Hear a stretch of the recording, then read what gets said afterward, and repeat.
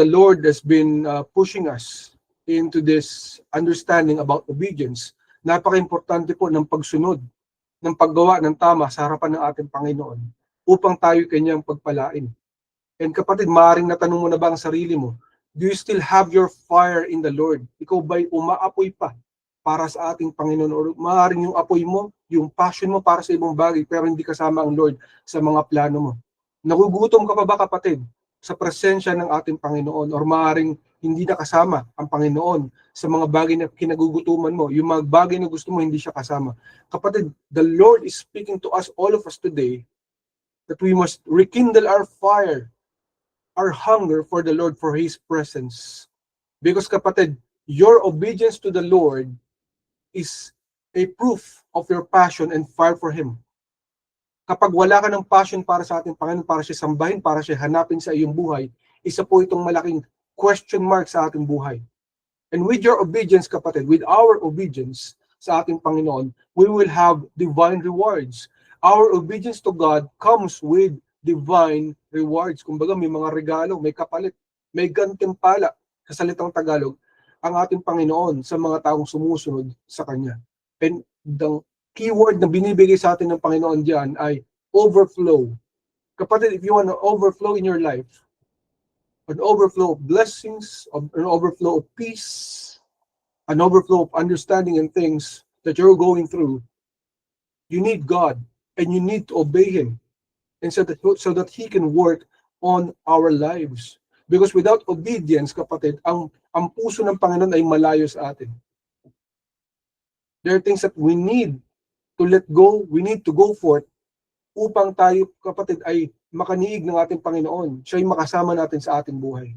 Sapagkat God crowns obedience with overflowing favor. In other words, overflowing or overwhelming favor ang kayang ibigay sa atin ng ating Diyos na buhay. And let us read kung ano po yung salita ng ating Panginoon dito. In Deuteronomy 28:1-2, in the ESV version, God says, blessings for obedience. And if you faithfully obey the voice of the Lord your God, being careful to do all His commandments that I command you today, the Lord your God will set you high above all the nations of the earth. And all these blessings shall come upon you and overtake you if you obey the voice of the Lord your God. So meron pong big if. Kung tayo po ay susunod, big sabihin if, kung tayo po ay hindi susunod sa ating Panginoon, we will not be overtaken by favor, by blessings. So if we want to be rewarded by the Lord, meron po hinihingi sa atin ng Panginoon. That is obeying Him, doing what is right in His eyes. Sumunod tayo sa ating Panginoon.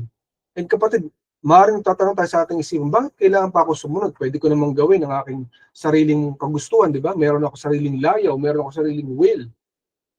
And para mas maintindihan natin, tingnan natin yung meaning ng words na yan, yung favor and obedience. Number one, yung favor, in the ancient Hebrew language, it says shine, or chan, or ken. But the proper pronunciation is chen. That is favor, grace, kindness, beauty, acceptance, or goodwill. So kung gusto natin, kapatid, na meron tayo sa ating buhay ng favor, may grace, may grasya, may kabutihan na nangyayari sa ating buhay, maganda ang nangyayari sa ating buhay, acceptance, no? May acceptance tayo sa ating buhay, sa acceptance sa mga tao, acceptance sa ating sitwasyon, at goodwill, magaganda nangyayari, then we need to do something so that we will be in favor with God. We need to obey, that is obedience. Again, the word, just like last week, that is shama or asa. That is to hear, listen, obey, or heed. To do or make or obey commands. So dapat tayo makinig. Tulad ng pag ang ating mga magulang ay tayo pinagsasabihan ng ating teacher, pinagsasabihan tayo ng ating teacher, dapat tayo matutong makinig at hindi lamang yun, tayo ay sumunod sa kalooban ng ating Panginoon upang tayo ay pagpalain. Sapagkat marami sa ating kapatid, gusto natin ng rewards. Okay, kapatid, sino ba naman ang hindi gusto ng mga biyaya, di ba? Sino ba naman ang tao hindi gusto ng mga blessings, ng magagandang bagay sa buhay? But we fail to see na merong requirement ang ating mga rewards. We only want to get the blessings. Diba? We want to get the rewards. We want to get good things in our lives. Parang sa Pasko, gusto mo may regalo ka. Pero naisip mo na ba that you have to give up something and so that you will have those things that you are looking for? Diba? So God is requiring us to obey Him, and then we will get the rewards. Just like with Abraham, sumunod siya sa ating Panginoon. Kahit na pagtitignan mo sa unang tingin, parang imposible, bilang man of faith, sumunod po sa Abraham. Wala pa kasi siya nakikita eh. Pero sinabi sa kanya ng Lord, pumunta ka sa lugar na to, technically yung promised land, and then that's where Israel came from, kay Abraham.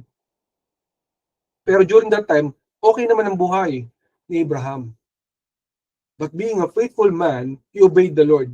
When God told him to do this, to do this very thing, in instruction ng ating Panginoon sa kanya, he trusted the Lord. And he obeyed him. He did not only listen, he did it. Kailangan, kapatid, yung pag-listen natin, yung pag-obey natin sa ating Panginoon, may kasamang action. May gagawin ka. Kasi kung hindi mo gagawin, wala rin yung kapatid. So ganun po ang ginawa ni Abraham. So from listening, then he obeyed, then he acted upon it. Tandaan mo kapatid, our obedience to the Lord is our ticket to God's infinite rewards. Di ba pagka meron kang sasalihang mga patimpalak o mga contest or technically mga bagay na may mga mapapanalo ng premyo, most of the time, kailangan mo ng ticket. You are not supposed to get any reward without registration, without a ticket. Yung ticket mo magsasabi na you are entitled. You will be honored to get this thing because you have this ticket. Ganoon din sa Panginoon. Yung pagsunod natin sa Panginoon, yung obedience natin sa Kanya will be our ticket. I mean, kapatid, look at this. We have our problems. We have our challenges. We have our troubles. Pag may sakit tayo, may karamdaman tayo, gusto natin gumaling. Tama, di ba kapatid?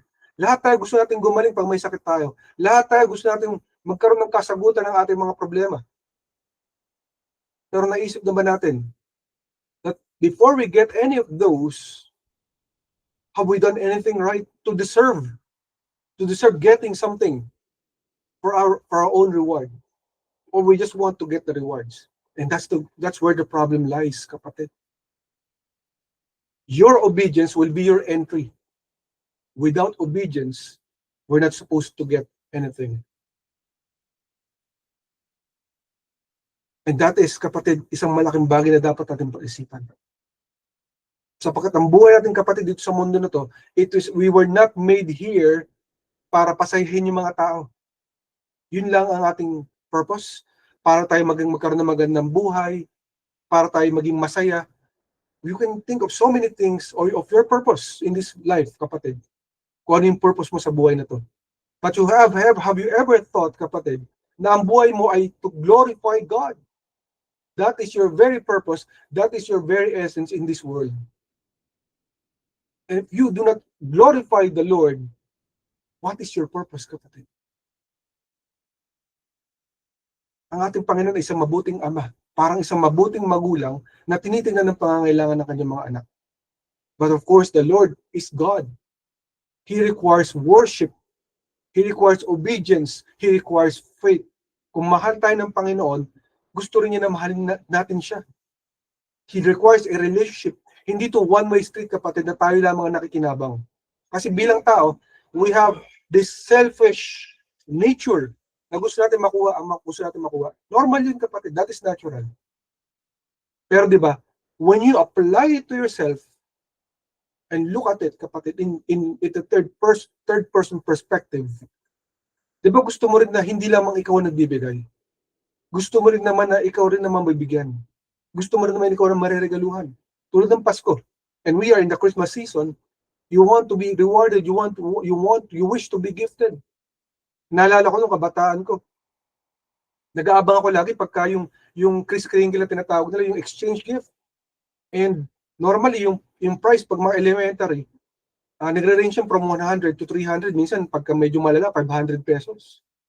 And ako, every year, nag-aabang ako sa the best na regalo kasi pag ako nagregalo, I'm making it sure that the best ang bibigay ko.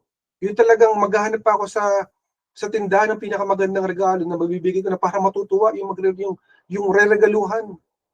However, talaga namang pag naka-receive na ako ng regalo ko, ang ganda ng regalo kong laruan para sa makaka-receive nun, yung makukuha ko lagi kung hindi Monay, yung mga buns. Alam niyo po ba yung buns? Di ba yung malaking buns na I'm not sure how much ito nung unang panahon eh. Pero yun yung padalas po nakukuha ko, o kaya yung aso na parang manika na nakaloob sa cellophane na kulay blue. Paulit-ulit yun every year. And I was expecting the best, and yet I was giving the best, but I was not getting the best. Diba? You would want to get the best, kapatid, because you have given your best. You have given your love, your passion for something, you expect something in return. No, kapatid, it was the Lord who has gifted us first His love, Jesus Christ. Ibinigay niya muna ang buhay niya para sa ating lahat. That's the best gift that we can have. Sinakripisyo niya ang buhay niya para iligtas tayo. Now, is it too hard for us to give back to the Lord na pinapakita natin na siya'y mahal natin by obeying Him? Same, kapatid, sa mga magulang. You're not expecting so much in return sa iyong mga anak, pero kung ginawa mo lahat para sa mga anak mo, nagtrabaho ka na sobra-sobra para sa kanila, na makita mo lang na sila'y sumunod sa'yo at gawin yung tama at hindi sila maging pahirap na anak, hindi maging pabigat na anak, kundi mapagmahal na anak, sumusunod na anak, di ba, what a great gift. And you know, because of that they love you. Ganun din ang Panginoon. Is looking for those people who wants to obey Him. And surely, kapatid, katulad ng mga magulang, kapag ang anak mo ginagawa ang tama, you want to reward them with gifts. Minsan kahit ang hirap, kahit ang mahal-mahal, ibibigay mo kasi mahal mo sila. Ano pa kaya ang ating Panginoon? Focus point number 1 na binigay sa atin ng ating Lord. That is, long life, peace, blessings, favor with God and man. Ito po yung pangako ng Panginoon sa mga sumusunod sa Kanya. So kung kayo sumusunod sa Panginoon, ito yung mga binibigay niya. Mahabang buhay, kapayapaan, kahit ano pang problema ang hinaharap mo na dumating sa buhay mo, you have peace in your heart. Alam natin yung kapatid, maraming taong sobrang yayaman, minsan mga CEO ng big tech companies, they have everything. You can say, materially, in this world, they have everything. And yet they commit suicide. Why? Because they don't have the Lord in their lives. They don't have peace. Pero kung ikaw susunod sa Panginoon, itong pangako ng Panginoon. Bibigyan ka niya ng mahabang buhay, kapayapaan, ng mga blessings, favor, not only with God, but also with man. So minsan, yung mga taong hindi mo nakakasundo, makakasundo mo sila kasi they can see the Lord in your life, kapatid. And they cannot deny it. Ano kaya meron sa tao na to? Ba't pag nakikita ko siya parang sobrang namang anointed ng tao na to, nakaka-bless. I want to also have that blessing. Kapatid, kahit magkaaway tayo ng ilang taon na, pwede ba kitang makausap? Kasi gusto ko malaman kung anong meron ka. Bakit parang nakakahalina, di ba? Nakaka-anoint yung buhay mo. I want to know. Can I know more about it? Can I know what you have? And then you can enter it with Jesus Christ of your life. In Proverbs 3:1-4 in the New King James Version, God says to us, "My son, do not forget my law, but let your heart keep my commands. For the length of days and long life and peace they will add to you. Let not mercy and truth forsake you. Bind them around your neck, write them on the tablet of your heart, and so find favor and high esteem in the sight of God and man." So malinaw po sinasabi ng Panginoon dito, hindi po natin ito gawa-gawa. Ang Panginoon po nagsabi na kung tayo ay susunod sa kanyang mga tinuturo, sa kanyang salita na Biblia, tayo po ay bibigyan niya ng mas mahabang buhay. Length of days, long life. This is very key, kapatid. Literal na sinasabi sa atin ng ating Panginoon, long life. If you want to have long life, kapatid, ito po yung sikreto. At bibigyan niya tayo ng kapayapaan, ibibigay niya sa kasi maraming tao walang kapayapaan sa buhay. 'Di ba? Mahirap ang walang kapayapaan, yung hindi ka makatulog, hindi ka mapakali bawat araw kasi wala kang kapayapaan. But only God, the Lord Jesus Christ, can give you peace. Yun ang pangako niya, gusto kanyang bigyan ng kapayapaan sa iyong buhay. So sinasabi ng Panginoon, ilagay mo na ito sa puso mo, i-write mo daw, isulat mo sa puso mo. And so that by doing that, by following the Lord, by obeying Him, you will find favor sa harap ng mga tao at sa harap ng ating Panginoon. So malinaw sa Lord, alam na Lord kapag hindi tayo accepted ng mga tao, pag tayo nare-reject, pag tayo nabubuli, di ba?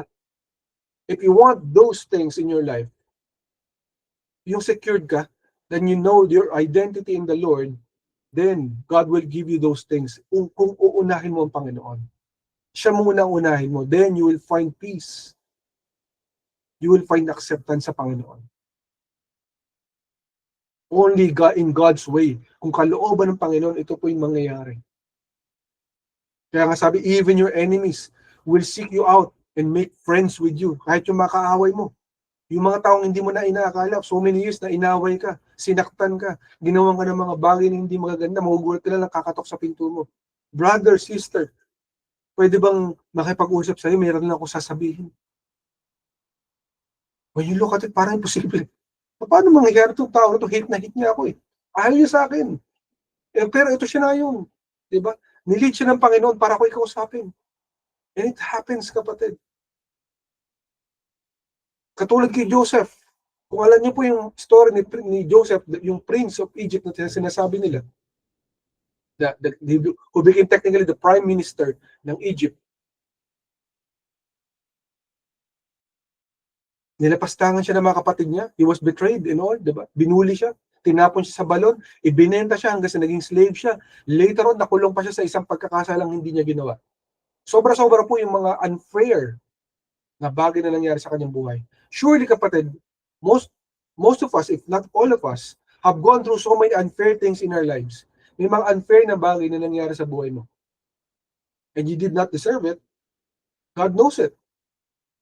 And yet, if you stay faithful to God and obey God, just like Joseph, at tingnan mo yung nangyari kay Joseph, he was in the jail cell, captive siya, sa isang kasalanan hindi niya ginawa. Pero he stayed faithful to the Lord. Nag-prophesy siya. He tried to interpret the dreams na binigay ng mga kasama niya na nakakulong doon. Kumbaga sa Tagalog, yung mga kakosa niya, na kasama niya na convicted sa kulungan na yon, ginawa niya pa rin yung job niya as a servant of the Lord. Sabi niya, sige, I will interpret your dreams. But please do not forget about me when you get out of this place. Yun sabi niya. Actually, nakalimutan na siya ng mga tao na yun. But in the Kairos moment, yung exact time na tinakda ng Panginoon, naalala siya nung mga servants na yun. Kasi sila po ay under ng Pharaoh of Egypt. Naalala niya si Joseph. Teka, meron akong kilala, mahal na Pharaoh, na nag-i-interpret ng dreams. Nakakulong po siya, papuntahin niyo po siya, ma-interpret niya po yung inyong dream. Kapatid, may all of us have our destiny helpers. That in the right moment of the Lord will send someone to you to help you, to rescue you, to boost you up, para marating mo ang destination ng iyong buhay. Because ganun po nangyari kay Joseph. Nobody remembered Joseph. Tinuring na siyang patay ng kanyang mga kamag-anak. Yung mga kapatid niya, binitray siya, iniwan siya, nagsinungaling para siya pagtakpan. Nobody remembered him, kapatid. Only God remembered him. But at the right moment, God used a person to remember Joseph and bring him up to his destination, to his destiny, kapatid. Even if someone tries to break, to destroy your destiny, when God says so, no one can stop it. When God steps on it, no one can stop it, kapatid. If it's for you, it is for you. Kaya po itong si Joseph, ni-reward ng Panginoon kasi naging stay siyang faithful.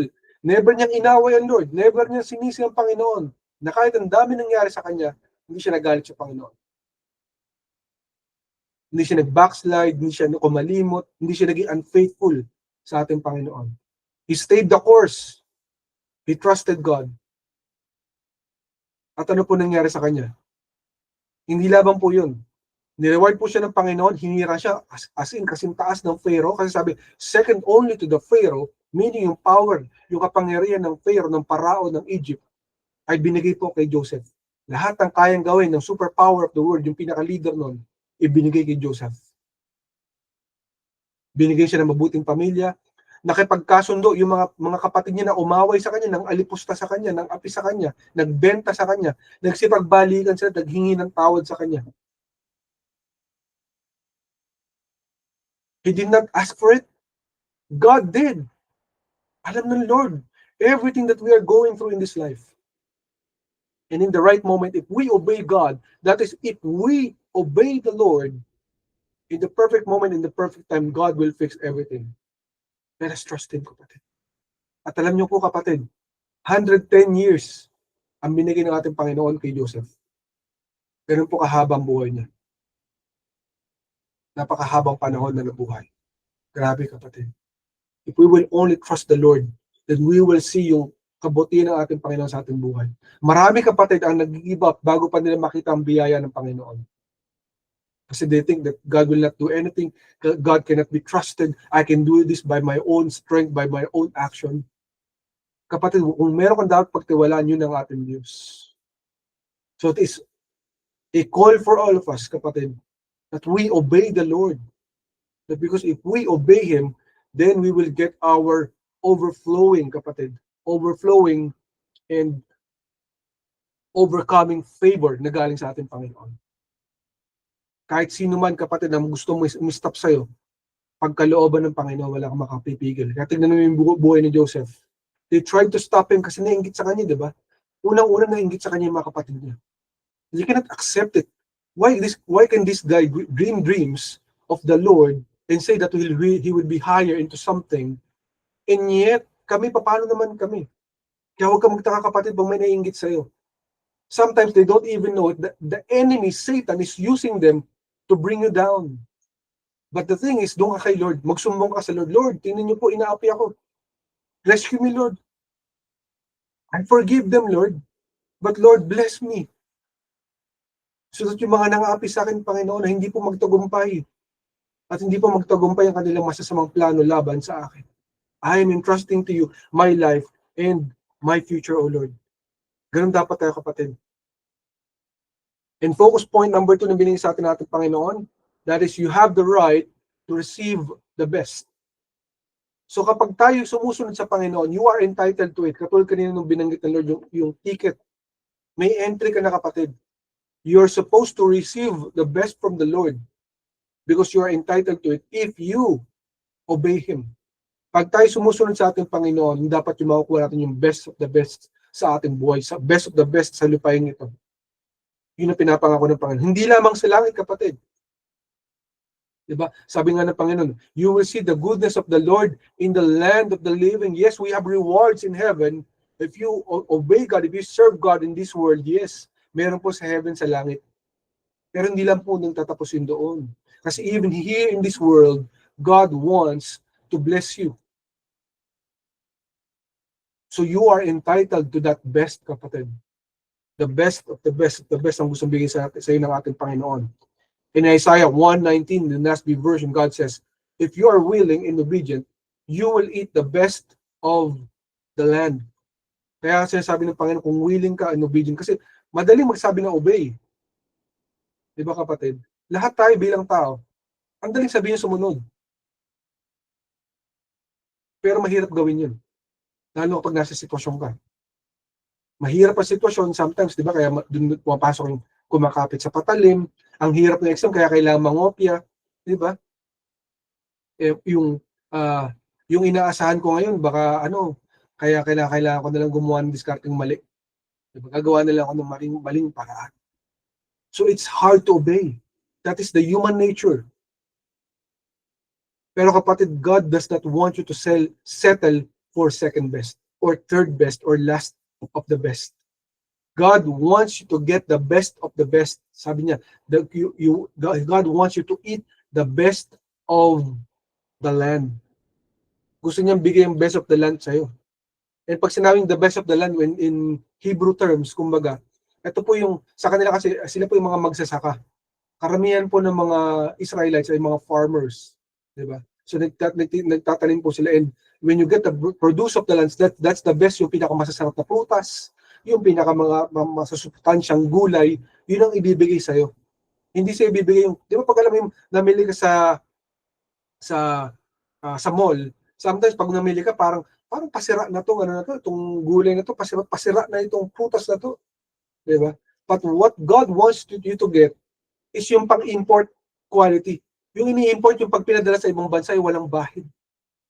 Walang dungis, walang stain, kumbaga sa Tagalog, walang bangas. Gusto niya bigay sa'yo yung the best of the best, kapatid. And you are entitled to it. Hindi second best. Hindi yung sirain. Hindi yung napabayaan. Best portion. Yun ang gustong bigay sa ating Panginoon. Kumbaga sa beef, yung Wagyu beef ang bibigay niya sa'yo. You are entitled to it, kapatid.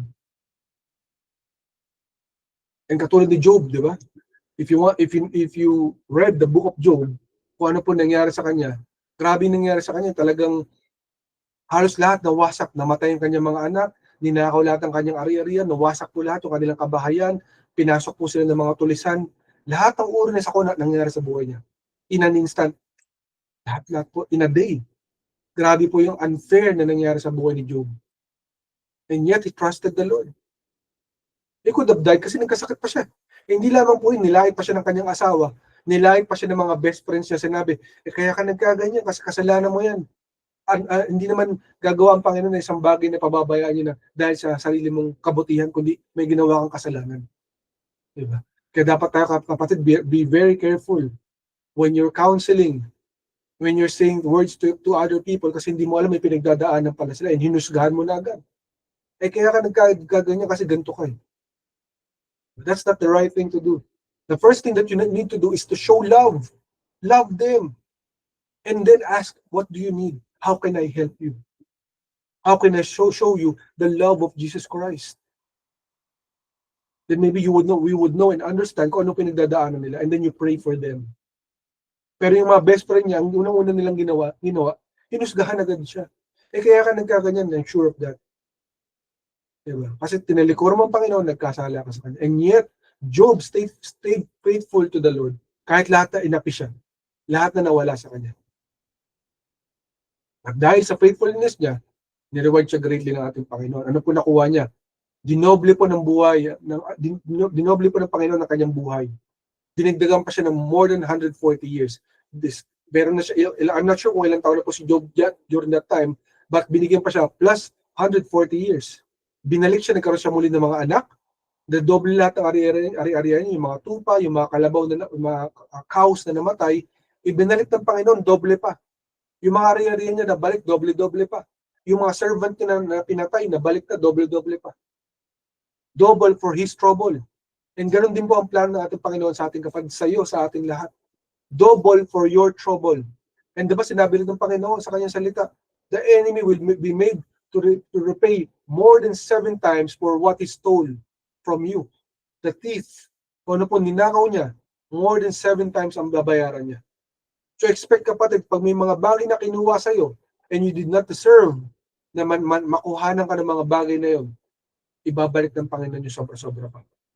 Pero kailangan magtiwala sa Kanya. Kailangan mo mag-obey sa Kanya. Kasi yung secret, nakita natin si Job. Hindi niya sinisi ang Lord.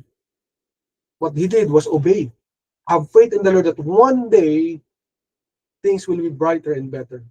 At hindi lang po yung naging brighter and better, but the best ang nangyayari sa Kanya. Grabe po ang reward, ang regalo na binigay ng ating Panginoon. It's like Mary, di ba? Si Mary, if you know Mary, nung siya po kinausap ng angel of the Lord, na sinabi sa kanya, you are a virgin, but you will give birth to a son,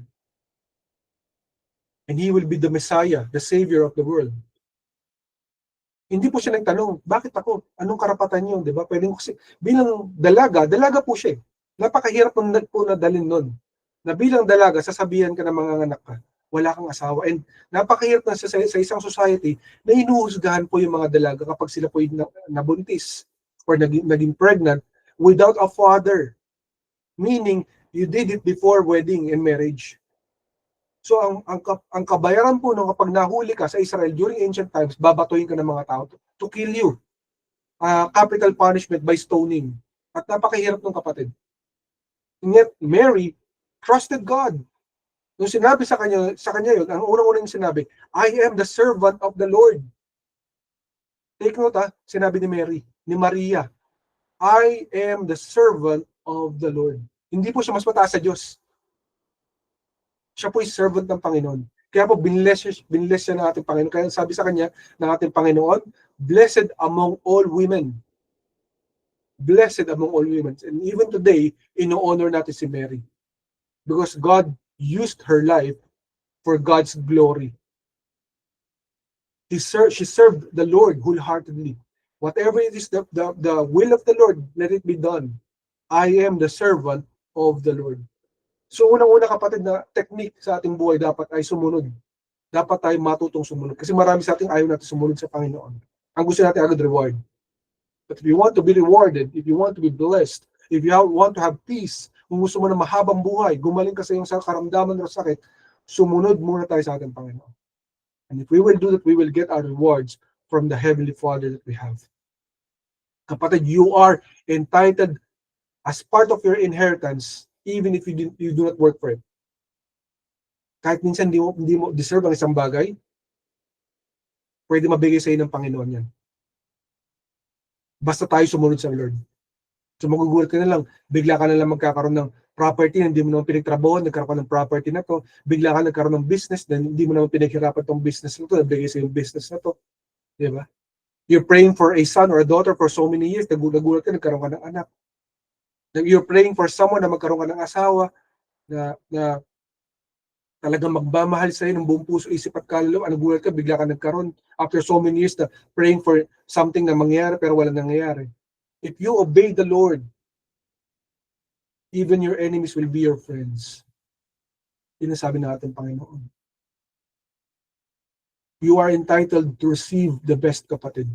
If you will only follow the Lord. If you will only serve Him and obey Him. So napaka-importante ng kapatid para sa atin lahat. Na hindi natin kalimutan ang pagsunod sa ating Panginoon. So take away na binigay sa atin Lord. Number 1, be doers, not just hearers. So kailan gawan natin ng paraan to, kapatid. Aksyonan natin, hindi lamang to parang nakikinig lamang tayo, nakaupo lamang tayo. We have to do something about it. To follow the Lord, to serve the Lord. We must have the heart of worship, the heart of a servant. If you want to be a leader, sabi ng Panginoon, you have to be a servant. So you have to first follow the Lord.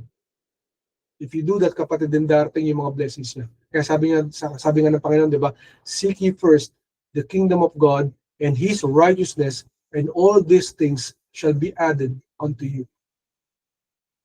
Make it a habit, not a one-time thing. So ang pagsunod sa Panginoon, hindi lamang ito isang araw, na parang nagkaroon ka ng biglang isang parang, nagkaroon ka ng change of heart. Mahal na mahal ko si Lord. Gagawin ko lahat, sasambahin ko ang Panginoon. I will serve Him all my days.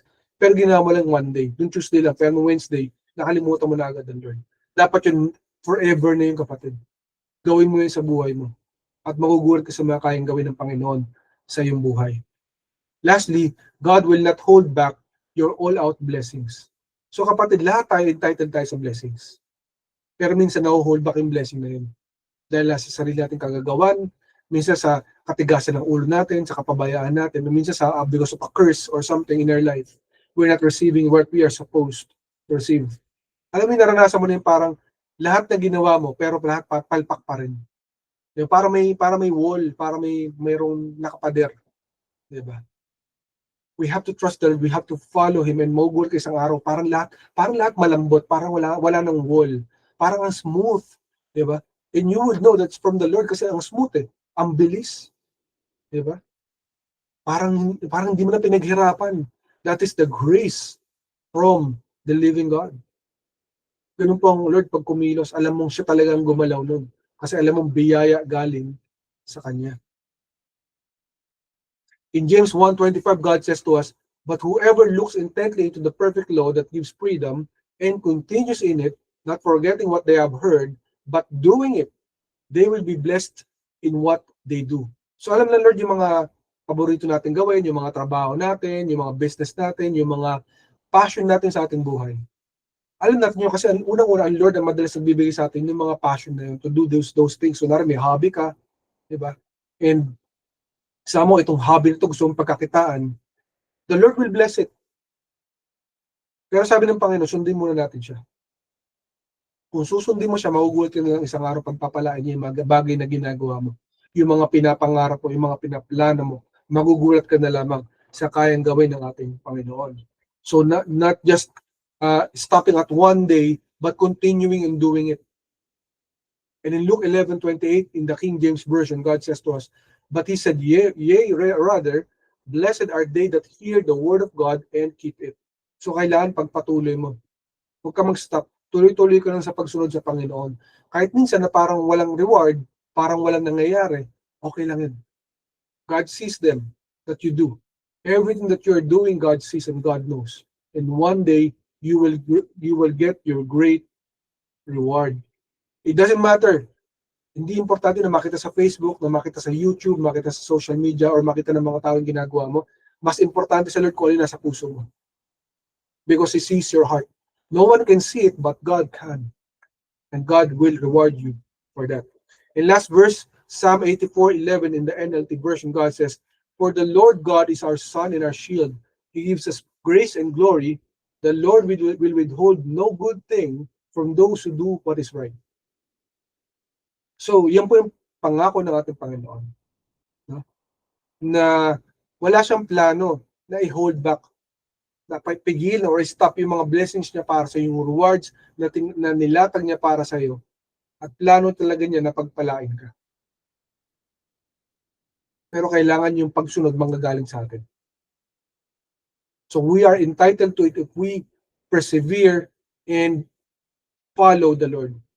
But we must follow kasi madaling sabihin pero mahirap gawin. And that's with it. Kapatid, kahit saan ka pumunta, di ba? You want to be the best in your class. You want to get good grades. But without studying, you will never get good grades. Hindi mo pwedeng mamili ka na sa exam na parang yung multiple choice, mini-mini mo, di ba? A, B, C, D, A na lang, B na lang to. Circle mo na lang yan. You take everything by chance. Maybe baka may mangyari dito. Kapatid, I'm pretty sure something will happen with it. Is that really what's going to happen, kapatid? Or you might fail that exam. Diba? You know it by your heart. If you do not work hard for it, then you will not get anything. Now, if we work hard with obedience, with trembling, with love for our Lord, sa tingin mo hindi ka re-reward ng ating Panginoon? Kapatid, may reward ang Panginoon sa mga anak niya na sumusunod sa Kanya. So ang pagsunod sa Diyos, kailanman ay hindi kawalan. Sino man na nagnanais ng pagpapala, kapayapaan at kasaganaan, sa pagsunod, dapat magsimula. So magsisimula yan dapat sa ating mga kapatid. If you really want to be blessed by the Lord, it must start with us. And you cannot tell people to follow the Lord, to obey God, if we ourselves are following the Lord. Meron kang kahinaan, meron kang weakness sa iyong buhay, di ba? Siguro sa isip mo, ano ba naman yung vision na to, hindi ko matanggal sa aking pagkatao. You cannot remove it if you will not follow the Lord. You have to follow the Lord first, and then you will see it one day or another, mawawala na lamang yan. Pero kung nandiyan yung tukso, nakita mo yung tukso, ay patatawarin naman ako ni Lord. Lord, forgive me, I made a mistake, I'm sorry. Are we starting with anything? No. The first thing that you do when there is the tukso or temptation, you run away from it. That's the first course. You run away from it and pray, Lord, save me. Do not lead me into temptation, oh God, because I cannot stop myself. Help me. Rescue me so that I will not sin against you. I am weak without you, oh God. Help me, save me. So it starts by obeying. It starts by following the Lord. And magugulat ka na lang isang araw, ayaw mo nang gawin yung mali. Because mahal mo si Lord. So it starts, kapatid, by obeying the Lord. And then you will get your great and overflowing reward. So God wants you, for you and for me, to receive victory. Hindi po gusto natin, Panginoon, na tayo talunan. Ang plano at pangako ng ating Panginoon para sa atin ay tagumpay. Because we are more than conquerors to Christ who gives us strength. Gusto ng Lord na magtagumpay tayo sa ating buhay. Hindi tayo maging talunan, kapatid. But what we must do is stay in God's presence and keep yourself near that cross ng ating Panginoon. Ilapit mo ang iyong buhay kay Kristo. Mas doon ka tumira sa ating Panginoong Hesus, basahin mo ang kanyang Biblia, basahin mo ang kanyang salita, makinig ka ng preaching, makinig ka sa mga gospel song, things that are worth it sa ating Panginoon. And makikita mo, yung pag-aantay mo sa grasya ng Panginoon, yung pag-aantay mo sa biyaya ng Panginoon, yung pag-aantay mo sa rewards ng Panginoon, it will be all worth it. lahat ng effort na ginawa mo. There's nothing that you do for the Lord that He will not reward. Lahat po ng ginawa natin para sa Panginoon, i-reward niya. Kahit mahirap, mabigat ang laban, sa glory ng ating Panginoon, you will find that grace, that river of grace. Tutulungan ka ng Panginoon. Pag hindi mo na kaya, tutulungan ka niya. Nandiyan lagi ang kamay niya. Pag hindi mo na kayang mag-move forward, ipupush ka ng Panginoon. Mararamdaman mo yun, makikita mo yun. Ang grasya ng Panginoon sa iyong buhay. Ang impossible lang, you can see, wow, si Lord ang gumawa nito. I'm sure of it. If we follow the Lord, then we will be a home for miracles after miracles and after miracles. Open doors upon open doors upon open doors.